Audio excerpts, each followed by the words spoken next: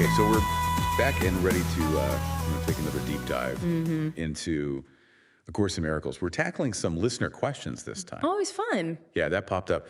We were looking at lessons 21 through 25 Really? as reviewed in lesson 55. Yeah. And I got to say, some of these they're pretty thought-provoking, Yeah, for sure. these questions. So I think having you here to kind of help unpack some of these ideas is going to be really helpful for our listeners. Yeah, I'm happy to help any way I can.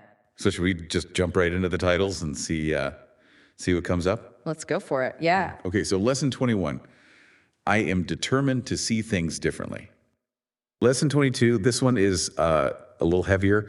What I see is a form of vengeance. Okay, on to lesson 23. I can escape from the world I see by giving up attack thoughts. Lesson 24, I do not perceive my own best interests. Finally, lesson 25, I do not know what anything is for. So it seems like these 5 lessons, they kind of offer a path, Yeah. from limited perception to something more expansive and loving. Absolutely. Approaching these lessons with an open mind and heart is really the key to unlocking their power.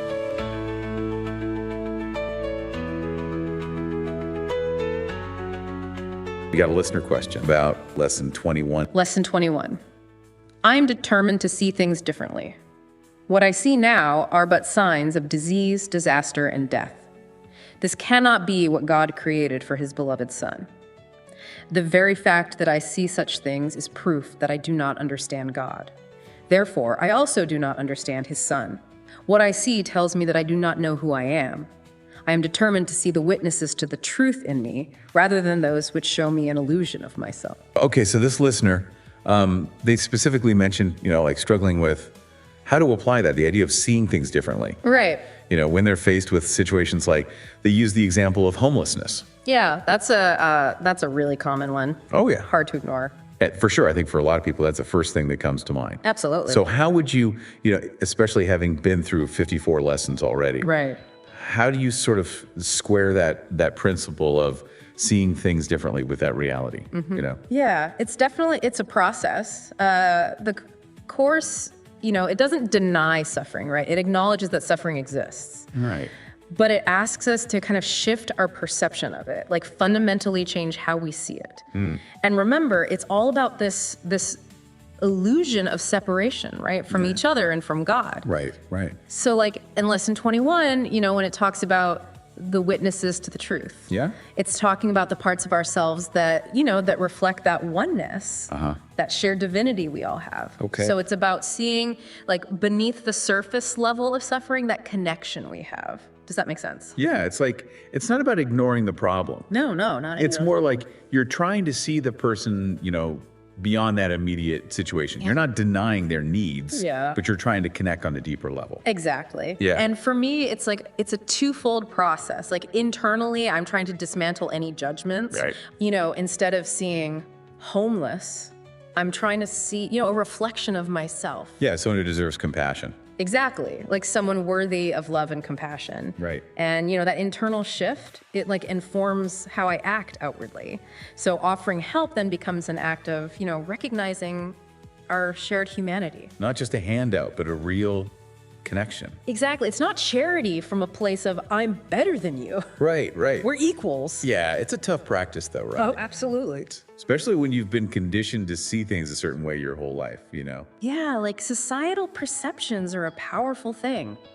But A Course in Miracles, it's all about forgiveness. Right. Forgiveness. It doesn't mean condoning the situation, but it's about letting go of the judgment that keeps us separate. Right. That's separation. Yeah. And remember, forgiveness in A Course in Miracles, it's about shifting our perception to see the light within everyone. Everyone. Including ourselves. That's a good point. Yeah. And it's in those moments when we falter, when judgment creeps in, that's when we can really learn from the lesson. Learn by doing, right? Yeah. Each encounter, it becomes this opportunity to practice forgiveness, to deepen our understanding of how interconnected we all are. It's not about denying the suffering, it's about transforming how we relate to it.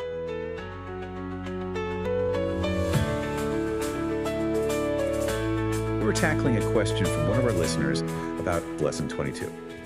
What I see is a form of vengeance. The world I see is hardly the representation of loving thoughts.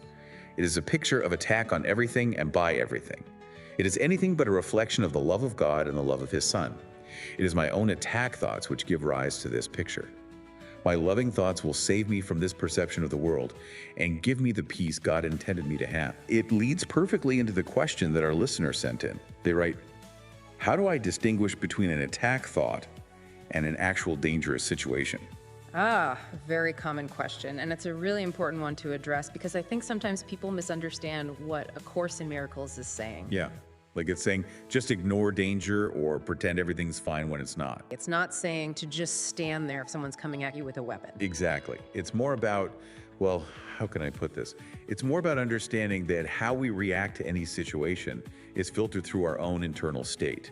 So even if there's a real danger, our response to it is going to be different depending on whether we're coming from a place of fear and attack or from a place of love and inner peace. We could be in what appears to be a perfectly safe situation, but if we're full of attack thoughts, we're going to perceive danger everywhere. Yeah, because we're projecting those attack thoughts outward, making everything and everyone seem like a potential threat. Which brings us back to the question of how to tell the difference between an attack thought and a real danger.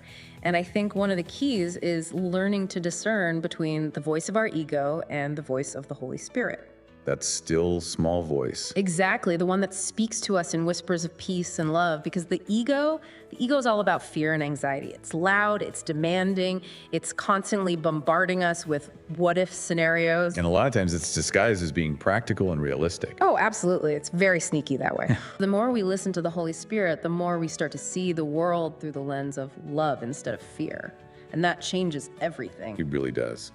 So going back to our listener's question about how to tell the difference between an attack thought and a real dangerous situation, I guess what we're really talking about is learning to trust our intuition. That's a big part of it. Yeah. Because intuition comes from the Holy Spirit.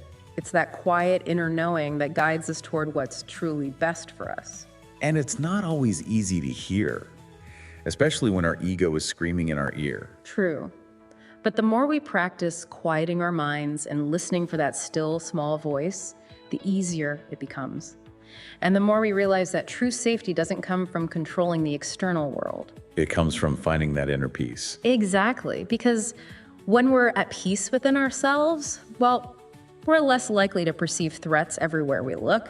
We're able to respond to situations with more clarity and wisdom. And even if we do find ourselves in a dangerous situation, we're able to act from a place of love rather than fear. It really makes you realize how powerful our thoughts are. It does, and it reminds us that we always have a choice. Even in the face of what seems like danger, we can choose to respond with love instead of fear. Which brings us back to lesson 22. What I see is a form of vengeance. But it doesn't have to be that way. We can choose to see the world through a different lens. The lens of love. And that changes everything. So to our listener who asked this question, I would say this. Keep practicing. Keep listening for that still, small voice within. And trust that you are always guided and protected. Great advice.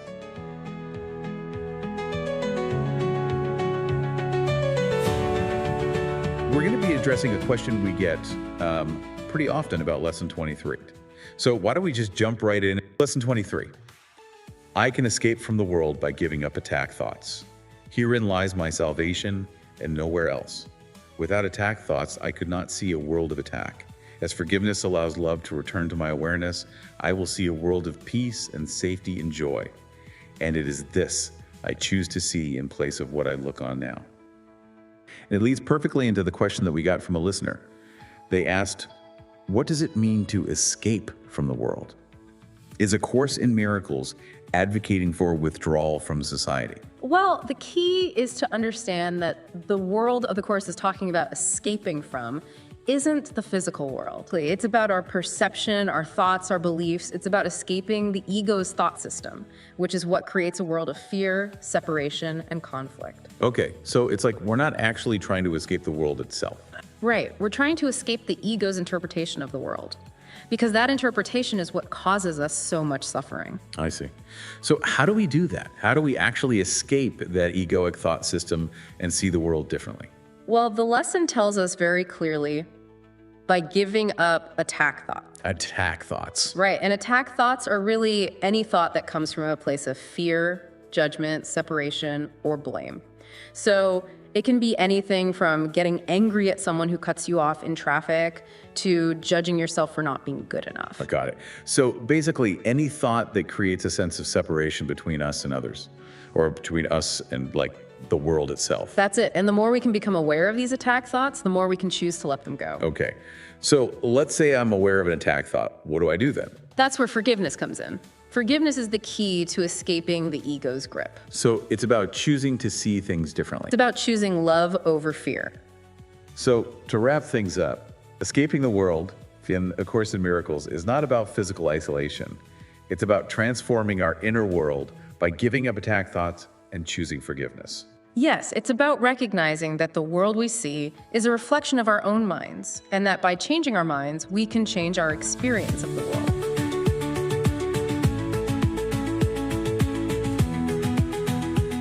Lesson 24 starts off strong. I do not perceive my own best interests. Whoa. Heavy stuff, right? So let's just jump right in and read the whole lesson.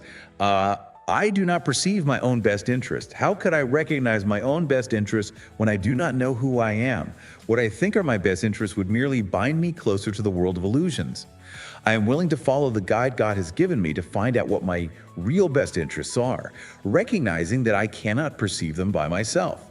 Wow. It's like a total surrender, isn't it? It is. Admitting that we need help, some kind of guidance to figure this out. Yeah. It's like that voice inside saying, okay, I'm lost. I need directions. And speaking of guidance, we got a great question from a listener that kind of digs into this whole thing.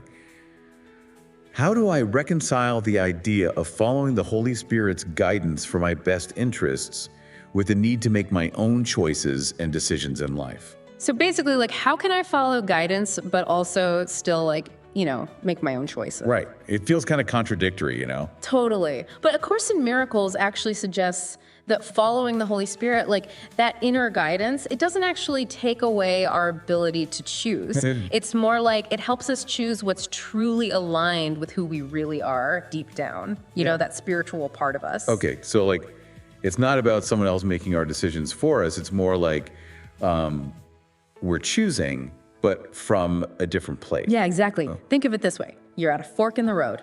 One way, instant gratification, party time, but ultimately, it's going to leave you feeling kind of empty. Right. The other path, it might not look as exciting at first, but it just feels right. A Course in Miracles is saying that the Holy Spirit nudges us towards that second path, the one that leads to true happiness, even if our ego is kicking and screaming. Okay, I get it. It's about listening to that deeper wisdom, even when it goes against our immediate desires. It makes me think of a time when, this is a bit personal, but I felt this really strong urge to make a change that everyone around me thought was nuts. But something inside me just knew it was the right thing to do. And honestly, it led to this incredible sense of peace, a feeling of purpose I never knew I could have. And looking back, I realized that it was probably the Holy Spirit guiding me all along. Yeah, because that's exactly what Lesson 24 is talking about, right? That our ego's idea of what's best for us is often based on, illusions. Yeah, and that by surrendering to that higher guidance, the Holy Spirit, we can break free from those illusions and find real, lasting fulfillment. So as we wrap up here, I want to leave you with a question. What decision are you facing right now where you feel stuck? Like you just can't see the forest for the trees? What would it look like to pause and ask for that deeper wisdom to guide you, to maybe even trust a part of you that knows you better than you know yourself? That's the beauty of A Course in Miracles. It's all about cultivating that connection to our inner guidance. It's there, waiting for us to tap into it. Absolutely. And as you keep going with the lessons, you'll find that the answers you're searching for, they've been inside you all along. Exactly.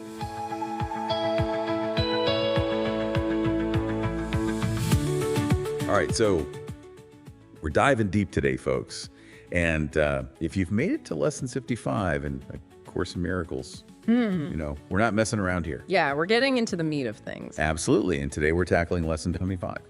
And we've got a listener question that, it kind of hits a nerve. It really gets to the heart of what this lesson is all about. I'm intrigued. What's the question? Patience. We'll get to that. But first, the drill, right? You got to lay the groundwork. Right, got to set the stage. Exactly. So lesson 25, it says, I do not know what anything is for. To me, the purpose of everything is to prove that my illusions about myself are real. It is for this that I attempt to use everyone and everything. It is this that I believe the world is for, therefore I do not recognize its real purpose. The purpose I have given the world has led to a frightening picture of it. Let me open my mind to its real purpose by withdrawing the one I have given it and learning the truth about it. Whew. There's a lot to unpack there, right? Yeah, it is. But that line, the purpose I have given the world has led to a frightening picture of it, that really sticks with me. Because it's like, wow, we're really creating our own reality, and it's not always pretty, is it? Not always, no. It speaks to the power of our perception, right? How the ego, with its need to be separate, to be right, to be in control, it distorts everything. And it uses anything it can get its hands on. Anything, people, situations, things, all just props in its little play. And that leads us right into our listener question, which honestly, I think we've all asked ourselves this at some point. They're right. What are examples of how I use people and things to prove that my illusions about myself are real? And how do I stop doing that? Such a good question. Right. So how about it? What are some ways we fall into this trap?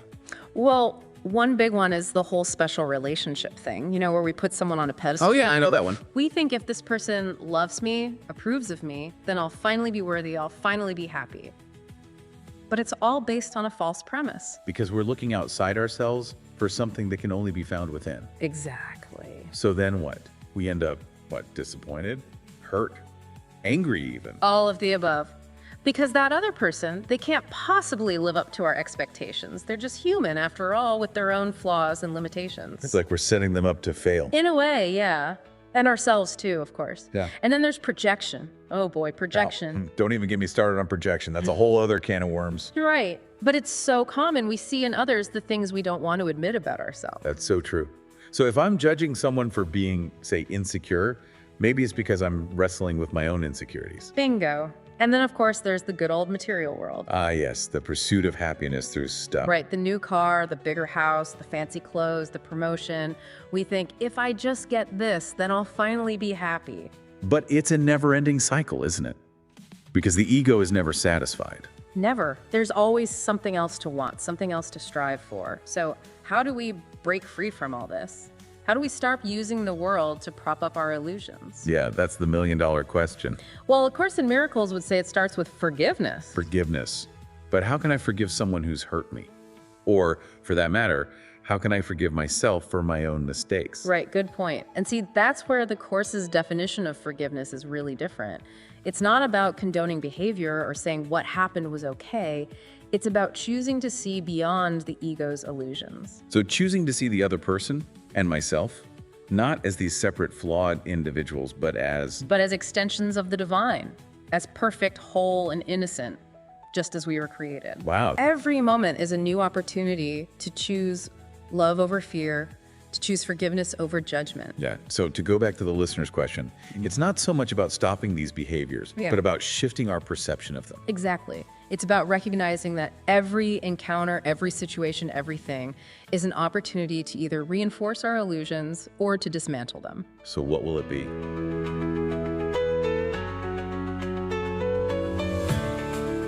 Okay, so we just finished up our Q&A on lessons 21 through 25 from A Course in Miracles. And yeah, those were some great questions. yeah, there were. It's all about how our thoughts actually create our reality. Right. Our minds are basically like projectors, Okay. casting out images of our thoughts onto the world around us. And then here's the catch. We mistake those projections for reality itself. It all comes from misidentifying with our ego. Which makes total sense when you think about it. Thanks for taking this deep dive with us. We'll see you in the next one. I woke up to